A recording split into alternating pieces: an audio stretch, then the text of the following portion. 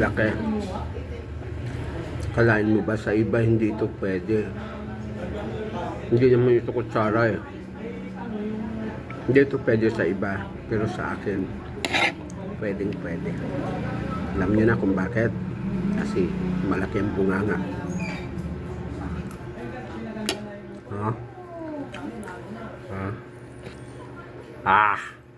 Laking bunganga. Kahit malaki to, kasang-kasang. Kasya. Pero sa iba, hindi ito pwede. Ang laki niya, no? Hindi man yan kutsara, yun. Sandok yan. Pero sa akin, pwedeng kutsara. Alam nyo ba? Na siguro kahit palang ilagay mo dito sa bunganga ko, kakasya. Sobrang laki mo ba? Kung pinalaking laki ng bunganga. Kaya, kung gaano kalaki yung bunganga ko, ganun din ako kalakas magsalita. Nung kasama ko sa trabaho, naiingayan sa akin sa oras na nagsalita ako. Dinig sa buong office. Alam nyo ba? Maraming naiirita sa akin. Naiiya lang sila magsalita. Ito pa. Pipino salad, oh.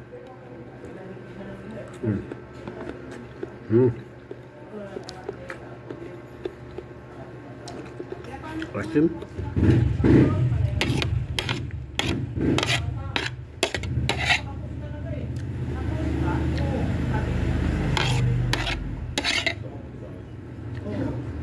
Sa susunod ang gagamitin ko pala. Gamitin ko kutsara. Tingnan ko lang kung hindi kayo tutulala sa akin sa laki ng bunganga ko. Magamit ng kutsara. Sobrang luwag sa bunganga ko. Yan.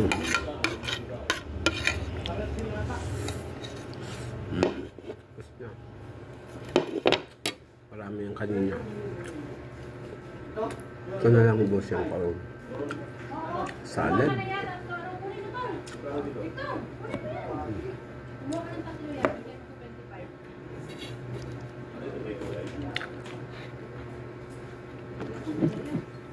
Ito pa.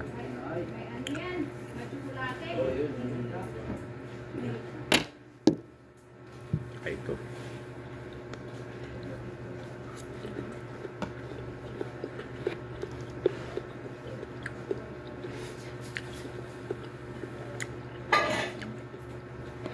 Meron pa dito.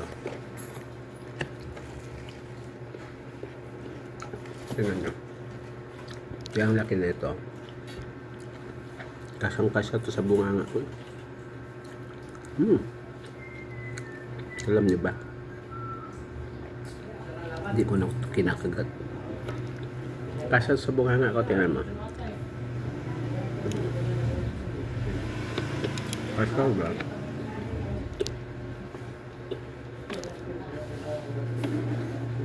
Naku.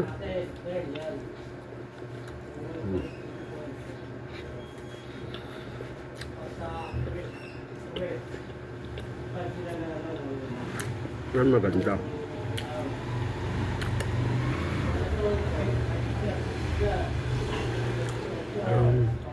Parang kuyang pa. Apa?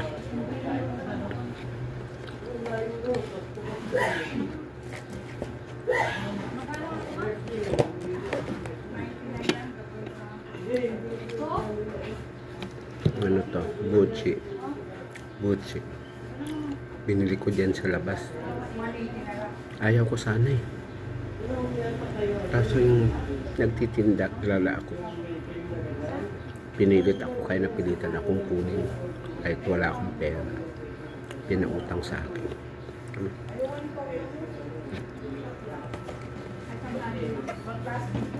Ano mo? Sambal.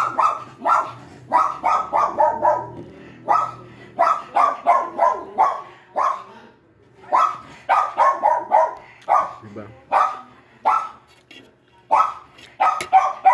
pang almusal ko. Ito pa siya ba?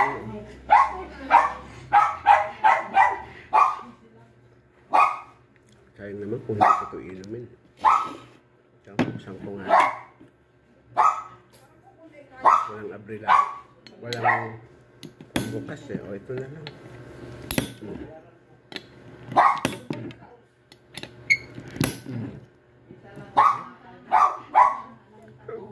Ako makiat sa taas. Okay. Ito na.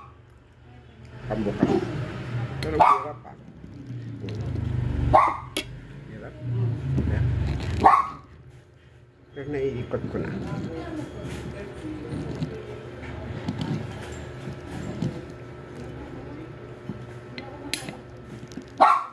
Hirap talaga. Ngayon kaya pambubukas ko dito. Matanggal ang ipin ko. Butasan ko na lang kaya dito. Pero kanina nabuksan ko naman yung isa.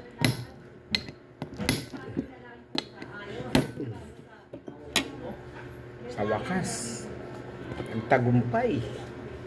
Bubukas.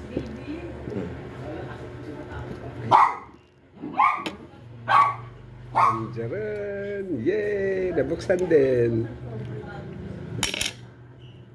Tama ng salad. Ito naman.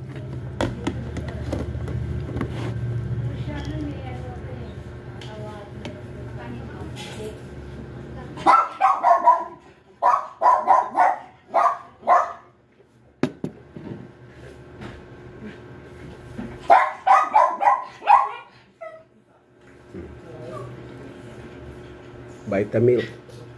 Baka naman. Pinopromote ko na sa inyo.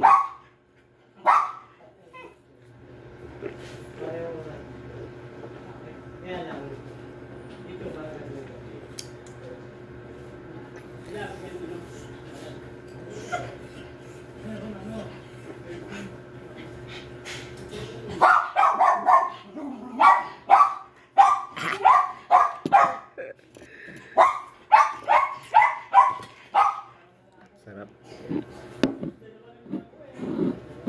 Masarap.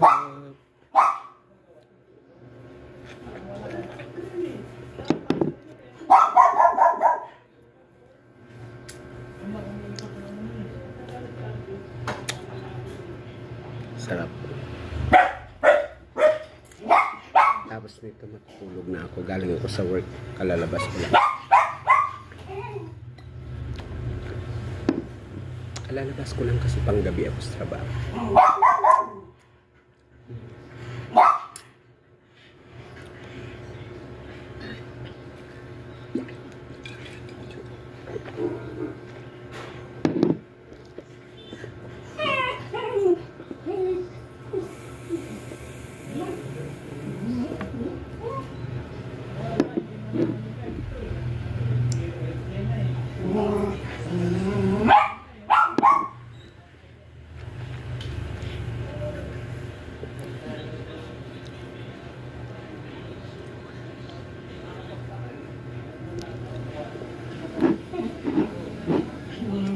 Sige na, babay na, matutulog na ako pagkatapos nito.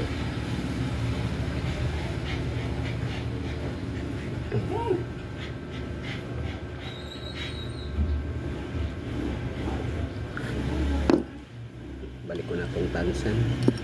Tapos tatapon ko. Paano? Good morning na lang sa inyong lahat. Mag-almusal na kayo. Kasi ako nag-almusal na. Huwag kalimutan mag-almusal. Yun ang pinaka-importante sa lahat ng meals, ang mag-almusal. Kasi kung wala kang hindi ka mag-almusal, pag pumasok sa trabaho, apektado ang utak mo. Hindi makafunction ng mabuti ang utak mo. Kasi yung pagkain, yun ang bibigay ng lakas. Siya yung fuel ng ating katawan, lalong-lalo ng utak, para makapag-isip tayo ng ayos. Kaya kung nagtatrabaho tayo, huwag tayong mag-skip sa almusal. Kailangan nating nag-aalmusal para maka-perform ang utak natin ng maayos sa oras ng trabaho. Yan lang guys. Huwag kalimutan, huwag mag-skip sa almusal. Bago pumasok, huwag kalimutang mag-almusal, gumising ng maaga. At mag-prepare ng almusal. Walang boses na lumabas. Okay. Sa susunod nating mga video, lagi niyong abangan at huwag niyong kalimutan mag-subscribe, mag-like at i-share ang video ito. Maraming salamat sa inyo. Happy Independence Day. Bye.